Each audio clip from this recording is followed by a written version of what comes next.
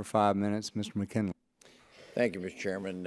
In deference to time, try to keep this short, so I'm going to limit to maybe one or two questions on it. Mr. Fertile, with you with the NEI, we understand with the new nuclear technologies that will come as a result of legislation like this. We know that there are going to be developments that will probably reduce the amount of waste product that comes from spent fuel rods. But nevertheless, the whole process of making nuclear energy is going to develop a waste product. Maybe less than we're currently doing, but nevertheless, there still will be a waste product. So does NEI have a position? Do you support the Yucca Mountain as a permanent site for the disposal of nuclear fuel as required by law?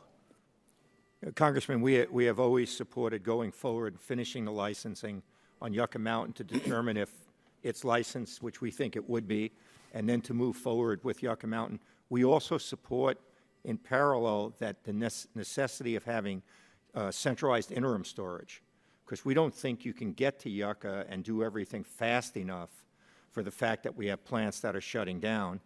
And our support also goes to making sure that there's access to the Nuclear Waste Fund. There's over $30 billion in it. Okay, we don't have access right now. The 99, I guess, reactors we have functioning. I'm curious about what's being done currently to safeguard those spent fuel rods in those water baths. We know the potential with all the fear of terrorism and other activity for national security.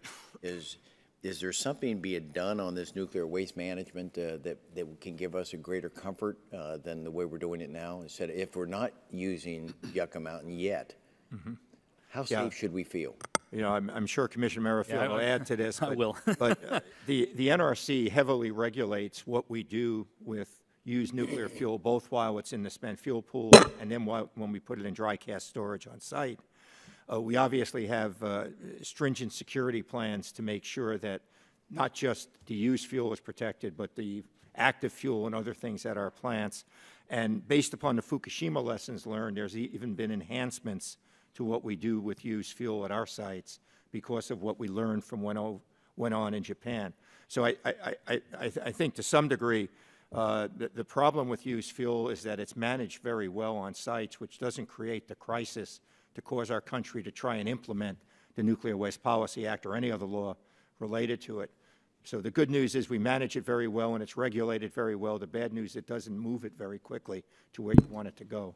Thank you. Yeah, Congressman, on the issue of security, I was a commissioner during 9/11. I was in front of this committee talking about the things that need to be accomplished to protect the U.S. Fleet of nuclear units. I can say without reservation, and I have been on nuclear sites within the last week looking at security issues, and I can assure you these are the safest industrial facilities in the United States. The level of security that we have at the nuclear power plants in the United States is well beyond what is even needed to protect that fuel from the adversaries that we face today. Thank you. And Chairman, I yield back.